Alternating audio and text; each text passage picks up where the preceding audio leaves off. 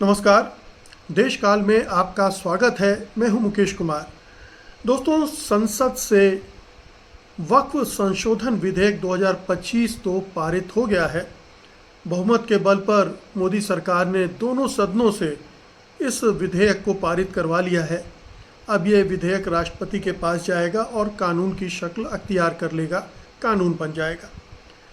लेकिन इस कानून को चुनौती देने की नई प्रक्रिया भी साथ ही साथ शुरू कर दी गई है।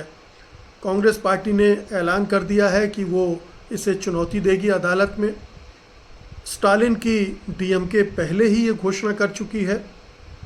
असदुद्दीन ओवैसी ने भी ऐलान कर दिया है और बहुत सारे मुस्लिम संगठन, हो सकता है कि कुछ और पार्टियां, जिसमें तृणमूल कांग्रेस भी है, समाजवादी पार्टी भी है, ये सब पार्टियां भी या तो मिलकर या अलग अलग तरीके से इस बिल को, इस कानून को, कानून बन जाएगा तो चैलेंज करने जा रहे हैं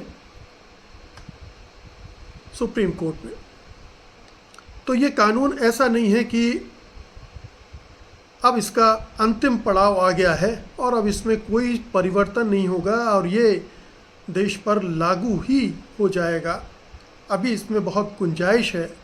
हो सकता है कि सुप्रीम कोर्ट इस पर स्टे दे दे और स्टे न दे तो इसे स्वीकार करके इस पर सुनवाई शुरू कर दे टाइम बाउंड ढंग से।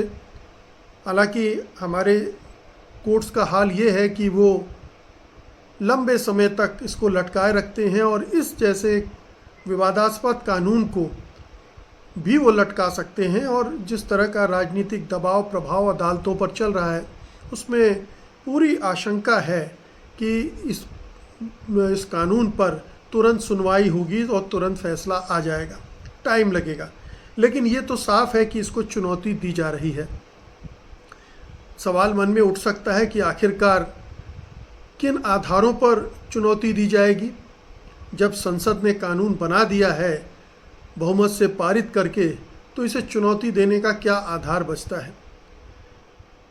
अगर आपने संसद की जो 20 घंटे की दोनों सदनों की बहस चली है और अगर पूरी नहीं तो आपने अगर कुछ खास भाषण सुने होंगे, तो उनमें आपको साफ नज़र आ गया होगा कि इस कानून में बहुत सारे ऐसे लूप होल्स हैं, बहुत सारी ऐसी कमज़ोरियां हैं, खामियां हैं, जिनके आधार पर इसे आसानी से चैलेंज किया जा सकता है। और कोई आश्चर्य नहीं होगा कि सुप्रीम कोर्ट इस पर रोक भी लगा दे।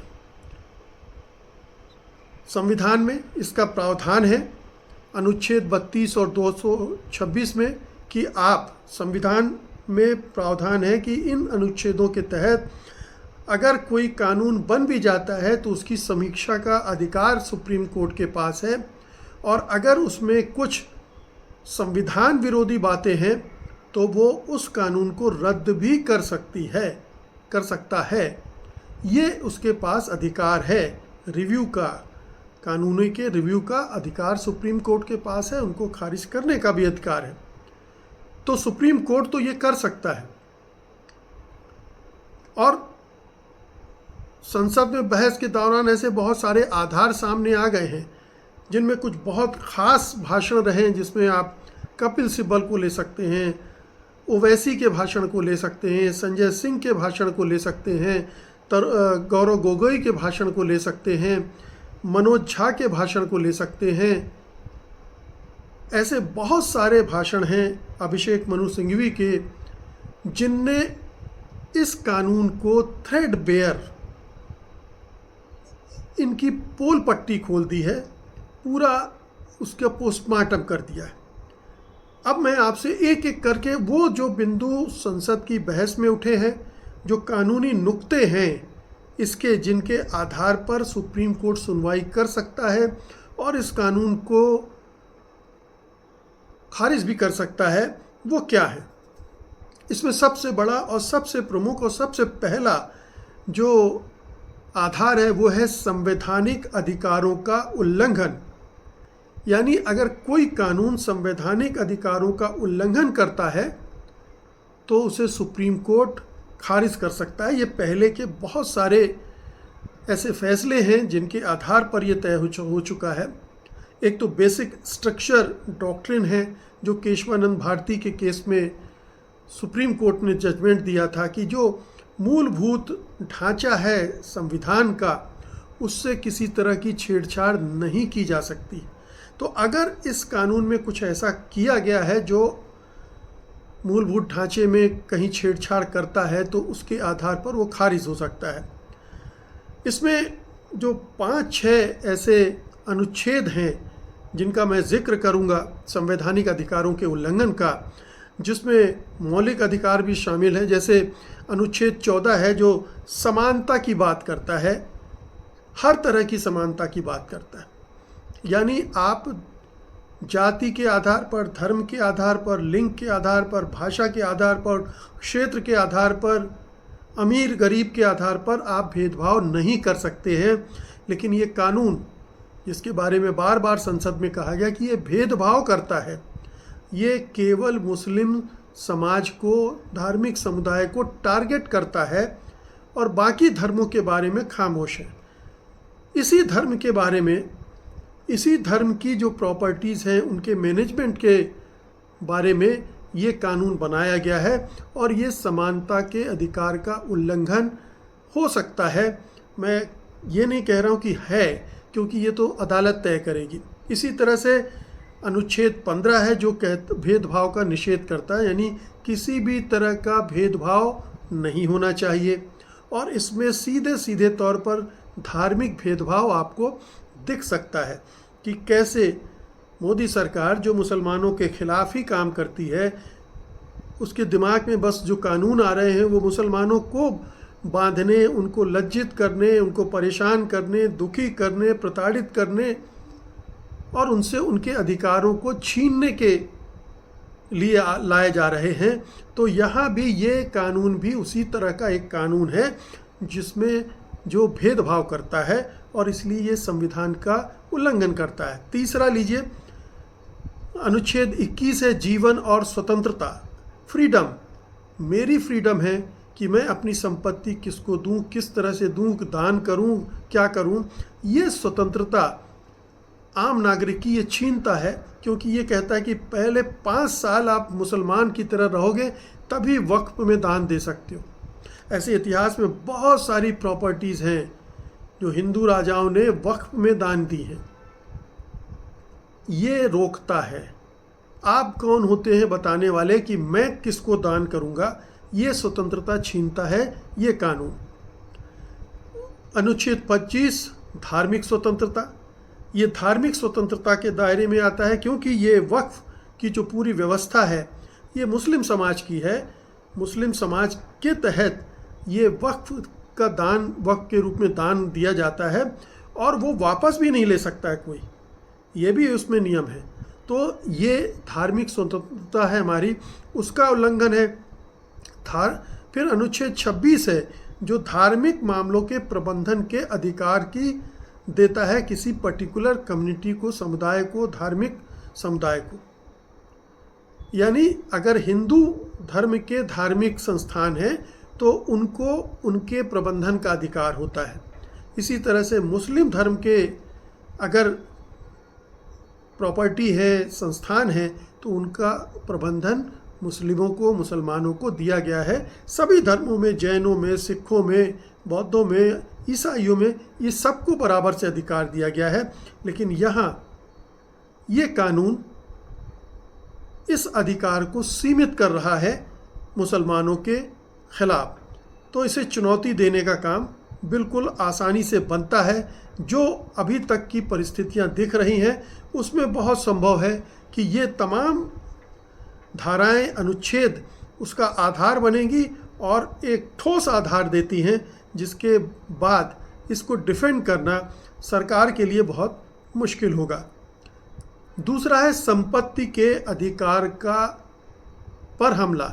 ये अनुच्छेद 301 के तहत आता है और इसमें ये प्रबंध है कि यदि नया कानून वक्फ संपत्तियों को प्रभावित करता है या बिना उचित प्रक्रिया के अधिग्रहित करने की अनुमति देता है, जो खतरा बार बार मुस्लिम समुदाय कह रहा है कि ये चोर दरवाजे से सरकार उनकी संपत्ति के अधिग्रहण का रास्ता खोल रही है, उसको कैप्चर करना चाहती है, हड़प लेना चाहती है और फिर बाद में अडानी, अंबानी, रामदेव और फला फला को बांटती रहेगी, बेचती रहेगी। ये आशंका है, हो सकता है कि गलत आशंका हो, लेकिन ये इस आशंका को बल मिल रहा है सरकार का रवैया जिस तरह का है उससे, और इसलिए ये संपत्ति के अधिकार पर हमला के दायरे में आता है और इससे जाहिर है कि परेशानी सरकार की बढ़ सकती है। फिर आता है अतिशक्ति या कानून का दुरुपयोग। क्या इस नए कानून में ऐसी शक्तियां सरकार को मिल रही हैं जिससे इनका दुरुपयोग हो सकता है? जाहिर है कि इसमें कुछ ऐसे प्रोविज़न हैं, जैसे इसमें जो वक्फ बोर्ड में हिंदुओं को भी शामिल किया जा रहा है और जो कलेक्टर होगा वो फाइनल अथॉरिटी है तय करने की कि ये वक्फ की प्रॉपर्टी है या नहीं है। तो ये अतिशक्ति है और जहाँ ज़्यादा शक्ति दे दी गई है वहाँ उसका दुरुपयोग किया जा सकता है, क्योंकि ज़्यादातर कलेक्टर तो मुसलमान ही नहीं होंगे, हिंदू ही होंगे, और जहाँ जहाँ हिंदू होंगे और जहाँ जिन जिन राज्यों में बीजेपी की सरकारें हैं वहाँ उनकी भूमिका क्या हो सकती है, ये आप इसी से समझ सकते हैं कि यूपी में क्या कर रहे हैं, क्या हो रहा है, एमपी, राजस्थान, जहाँ जहाँ भी बीजेपी की सरकारें हैं वहाँ अधिकारी किस तरह से इस जो कानून है उनका उपयोग कर रहे हैं। जैसे बुलडोज़र को देखिए आप, किस तरह से एक समुदाय विशेष के खिलाफ उसका इस्तेमाल किया गया।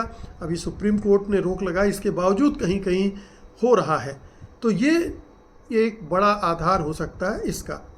चौथा है धर्मनिरपेक्षता और समानता के सिद्धांतों का उल्लंघन। ये तर्क दिया जा सकता है याचिकाकर्ताओं के द्वारा कि ये जो संशोधन इस कानून में किया गया है ये एक पर्टिकुलर धार्मिक समुदाय को टारगेट करके किया गया है और जो संविधान की जो धर्मनिरपेक्ष प्रकृति है उसका उल्लंघन करता है। तो धर्मनिरपेक्षता और समानता की बात मैं पहले भी कह चुका हूँ, पहले आधार में यहाँ दोबारा है, क्योंकि धर्मनिरपेक्षता वहाँ नहीं थी, वहाँ समानता का सिद्धांत था, यहाँ धर्मनिरपेक्षता। ये हमारे जो संविधान का मूल चरित्र है या जिसकी बात मैंने की थी, बेसिक स्ट्रक्चर, उसका हिस्सा है। इसीलिए जो प्रियम्बल है, प्रस्तावना है हमारे संविधान की, उसमें धर्मनिरपेक्षता शब्द शामिल किया गया है, बाद में शामिल किया गया है, लेकिन जब उसको चैलेंज किया गया तो ये कोर्ट का कहना था कि ये तो पूरे संविधान का चरित्र, आप यहाँ से हटा भी दोगे तो भी में संविधान का चरित्र धर्मनिरपेक्षता से हट नहीं जाएगा, वो पूरे संविधान में गुथा हुआ है। तो अगर आप इस तरह का कानून बना रहे हैं जिससे धर्मनिरपेक्षता पर चोट पहुँच रही है तो उस कानून को भी इस आधार पर चैलेंज किया जा सकता है और चैलेंज किया जाएगा, और ये एक बहुत ही ठोस आधार होगा जिस पर सुप्रीम कोर्ट विचार कर सकता है। पांचवा और अंतिम, प्रक्रियात्मक अनियमितताएं, जो प्रोसीजरल या प्रोसेस के अंदर अगर कहीं गड़बड़ी है सरकार ने की है तो जाहिर है कि संविधान के जो नियम कानून हैं उनका पालन सरकार ने नहीं किया है और तब उस आधार पर भी चैलेंज किया जा सकता है। अब आपको लगेगा कि सारी तो प्रक्रिया पूरी की है सरकार ने, संसद में बिल पेश किए गए, संसद में तय किया गया कि जेपीसी इस पर विचार करे, जेपीसी को भेजा गया, जेपीसी ने विचार करके एक फाइनल ड्राफ्ट दिया, उस पर संसद में बहस हुई, संसद ने उसे बहुमत से पारित कर दिया। अब इसमें प्रक्रियागत कौन सी चूक या गड़बड़ी या शरारत की गई होगी? इसमें बड़ी शरारत की गई है। जेपीसी में जो भी सिफारिशें विपक्ष की तरफ से दी गई उनमें से अधिकांश को खारिज कर दिया गया, केवल 25 सिफारिशों को शामिल किया गया, लेकिन ढेर सारी सिफारिशें नहीं शामिल की गई, उनको दरकिनार कर दिया गया। और चूँकि जेपीसी का अध्यक्ष रूलिंग पार्टी का ही कोई नेता होता है जगदम्बिका पाल थे इसके, तो उनकी चली, और उस जेपीसी में भी बहुमत सत्तारूढ़ दल का ही होता है, तो जाहिर है कि वो वहाँ भी बुलडोजर चलाएंगे। तो कुल मिलाकर जेपीसी को ईमानदारी से काम जेपीसी ने नहीं किया, इसलिए वो बिल जो संसद में पेश किया गया, वक्फ अमेंडमेंट बिल, उसमें भी वो खामियां रह गई हैं और उसको भी चैलेंज किया जाएगा, ये तय है। इस आधार पर भी चैलेंज किया जा सकता है। तो ये सारे आधार जो हैं, एक के बाद एक 5 जो मैंने गिनाए हैं, वो बहुत ठोस आधार हैं और बहुत पुख्ता आधार हैं, जिनके बल पर ये जो पार्टियां जा रही हैं सुप्रीम कोर्ट में, वो न्याय की मांग कर सकती हैं और सुप्रीम कोर्ट को इस पर विचार करना होगा, इन याचिकाओं को स्वीकार करना पड़ेगा। जाहिर है कि 3 मेंबर्स की बेंच बनेगी, उसमें भी टाइम लगाएगा सुप्रीम कोर्ट, और ये सुप्रीम कोर्ट की नीयत पर भी डिपेंड करेगा कि वो कितनी जल्दी सुनवाई करके कितनी जल्दी फैसला करता है। हमारे कोर्ट किस तरह से काम कर रहे हैं, हमने धारा 370 में देखा, राम जन्मभूमि विवाद में देखा। जब उन्हें फैसला लेना होता है तो सारी बाधाएं दूर हो जाती हैं और वो खटाखट फैसले लेकर सुना भी देती हैं। जैसे एक एक फैसला आप देख लीजिए, इस मौजूदा सरकार के हक में गया है। सारा इलेक्टोरल बॉन्ड हो, महाराष्ट्र में जो तोड़ फोड़ कर सरकार बनाई वो है, सारे मामलों में भले ही एक हद तक, अब मसलन राम जन्मभूमि के मामले में साफ साफ कह दिया सुप्रीम कोर्ट ने कि इसके कोई प्रमाण नहीं है कि जहां बाबरी मस्जिद थी वहां कभी कोई मंदिर था। इसके बावजूद जन भावनाओं के आधार पर वो लैंड, वो ज़मीन राम मंदिर के लिए दे दी गई। तो ये एक सरकार का दबाव था और बेंच में जो लोग थे उनका भी अपने अपने स्वार्थ थे। हम जानते हैं कि रंजन गोगोई आज कहाँ हैं। तो ये तमाम चीज़ें मैटर करती हैं, लेकिन ये ज़रूर है कि ये कानून कमज़ोर है, इसमें बहुत सारी गलतियां हैं, खामियां हैं, बहुत सारे उपाय ऐसे किए गए हैं जिनसे वक्फ प्रॉपर्टी के साथ छेड़छाड़ की जा सके, उनको हड़पा जा सके, मुसलमानों से छीना जा सके, मुसलमानों को उनके हकों से बाहर किया जा सके। ये तमाम इसमें खेल किए गए हैं। इसलिए ये एक सुप्रीम कोर्ट को इस पर गंभीरता से विचार करना चाहिए, क्योंकि ये भारत के आंतरिक बंटवारे जैसा कानून है, ये विभाजनकारी कानून है और ये भारत के नागरिकों में भेद करता है, धर्म के आधार पर भेद करता है। इसलिए इसे खारिज किया जाना चाहिए। बाकी सुप्रीम कोर्ट पर है। बहुत बहुत शुक्रिया आपका, धन्यवाद, नमस्कार।